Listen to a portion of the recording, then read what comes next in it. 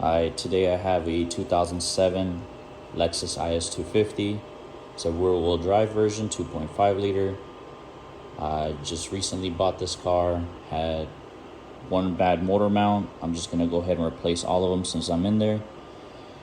The reason I'm making this video is because I've been looking on YouTube. There's not a single video that I've come across showing you how to do this.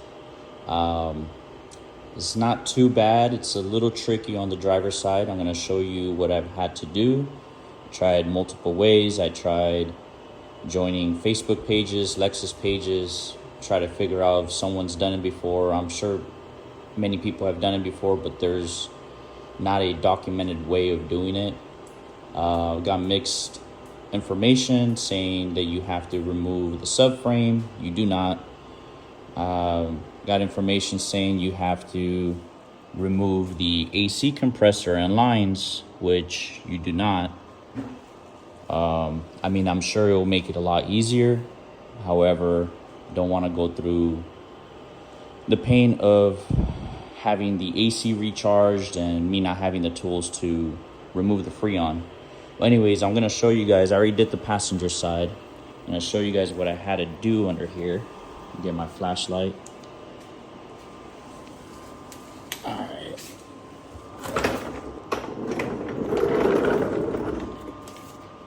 So as you can see, this is the old motor mount on the passenger side.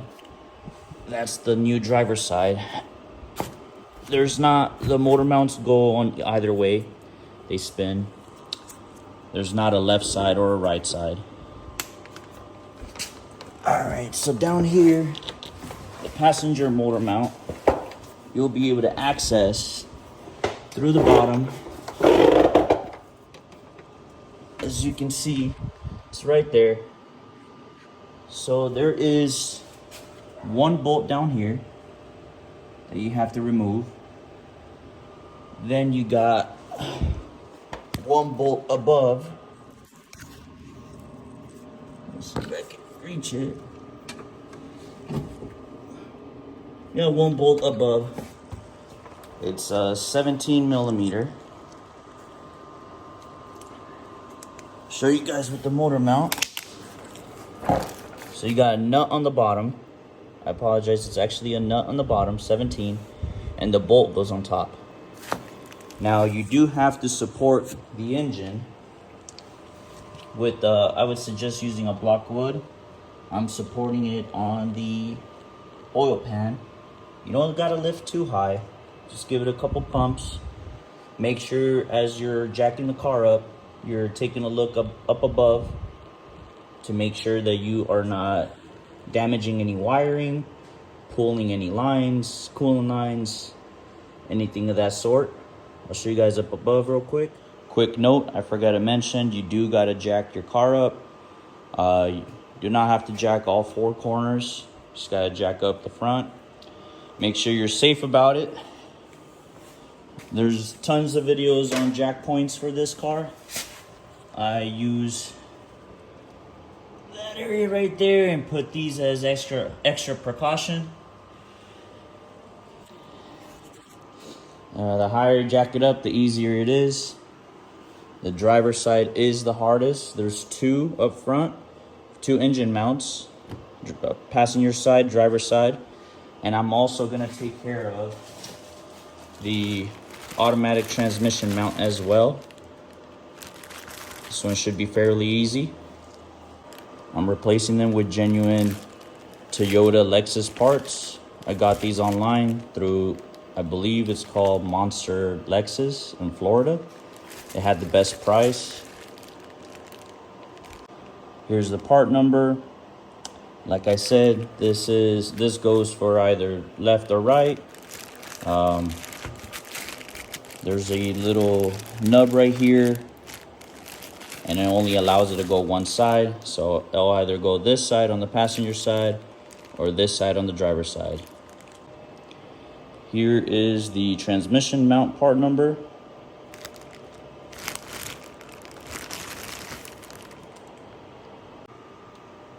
Do got to remove the underbelly pan.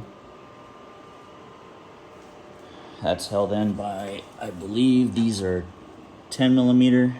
This is all that was holding the bottom with zip ties. I'll have to fix that. You do not have to remove the wheels. You just got to jack the car up high enough. Make sure you do it safely. Cannot stress that enough. This side is very tight. I've had to use a 3/8 ratchet, as you can see down there. And it's a 17, like I mentioned. I used the pry bar right on this section. So once I had this ratchet here, I used the pry bar to kind of break it loose. It's pretty loose now.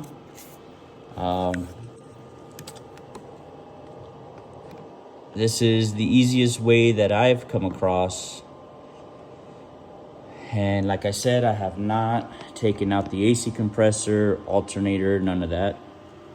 And I did have to put a rag here. You got to be careful because there is a open connector for the alternator. And if you do touch that with your ratchet, you're going to get sparks. Don't ask me how I know. You got to be careful with that. Now the bottom bolt is very easy. Sorry about the fan noise. It's very hot in Arizona. The bottom bolt has been removed. And I am planning to, I have the engine jacked up. I'm planning to just take it out through here. As you can see, there's plenty of space if you jack the engine up. You gotta be careful how far you jack the car up. You don't wanna break something.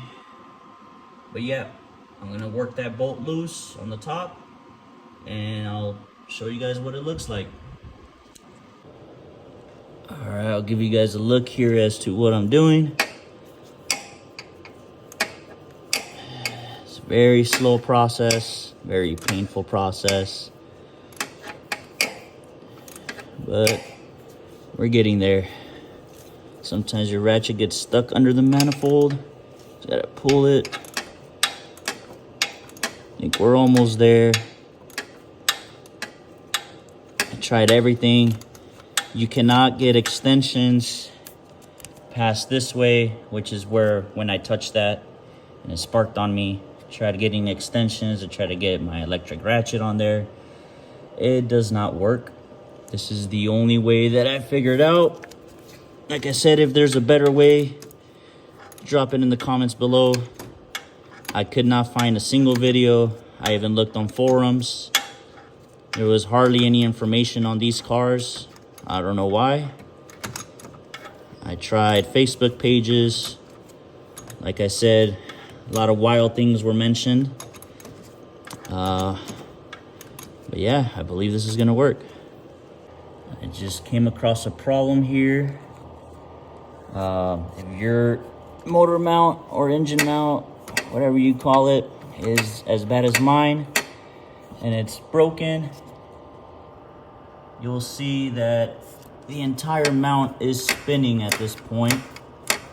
I think I'm gonna go ahead and leave the ratchet on tight mode.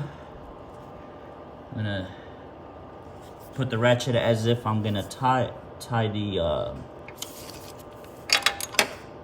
bolt, and I'm gonna go underneath it and grab this part and spin the whole thing by hand. Hopefully it will loosen the bolt. Second thought, I'm just gonna use a pry bar. I do have a longer one, I just don't know where it is. I'm gonna put the pry bar right here to hold the motor mount as I use the ratchet.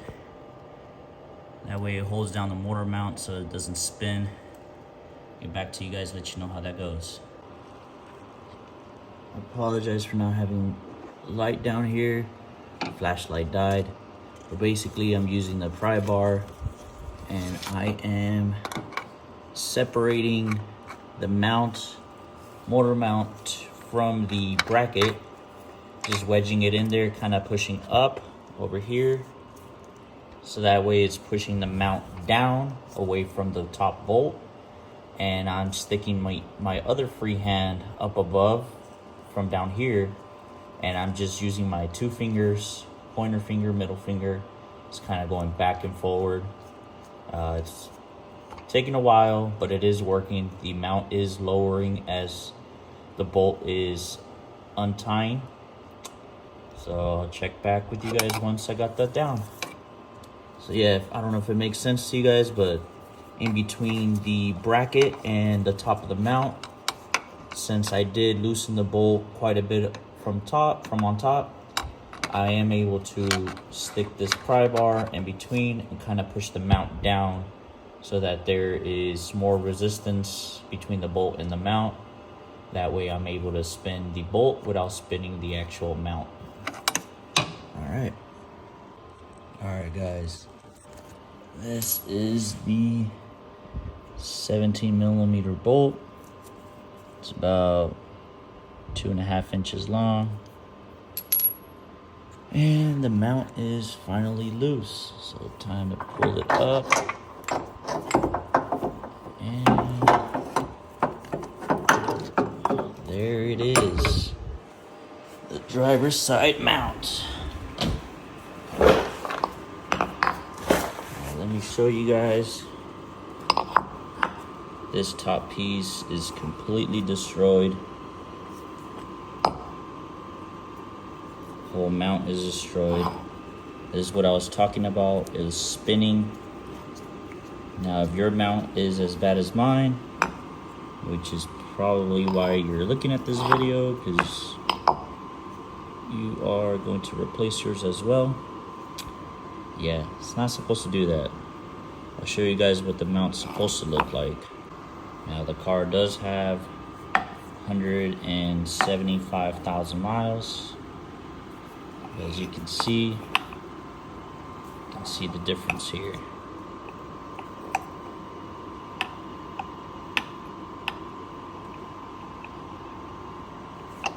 This is what it's supposed to look like. It's not supposed to be loose up top. Yeah, you can imagine how the car drove. I'll insert a video later showing you guys how to check the motor mounts to see if you have bad motor mounts. What you basically do is you put the car in drive, you step on the brake, and you rev it up a little bit. Make sure you have either a camera or someone standing on the side videoing the movement of the engine.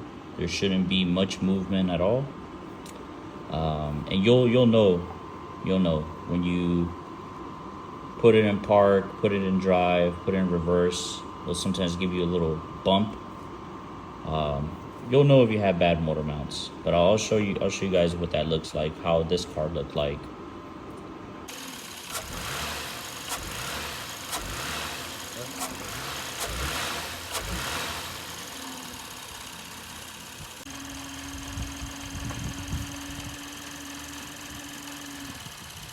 Yeah.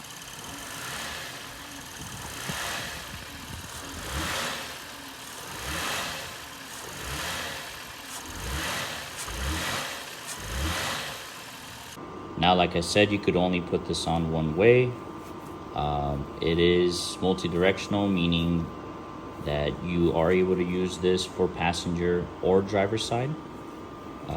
There's a little nub on the bottom, and there's a hole in the subframe where this goes on, and it kind of just stays in place.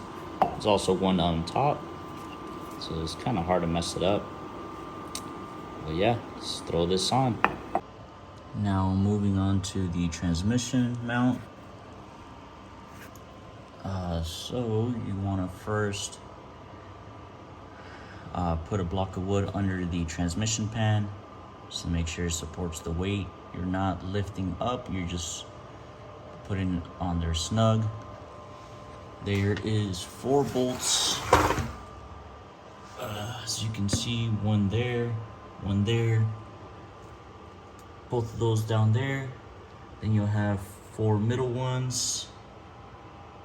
These ones, the side ones, are 14 mil. Middle ones are 12 mil. So I'm gonna go ahead and take the side ones off first, then I'll move on to the middle ones, and I'll show you guys what it looks like. All right, so here we are.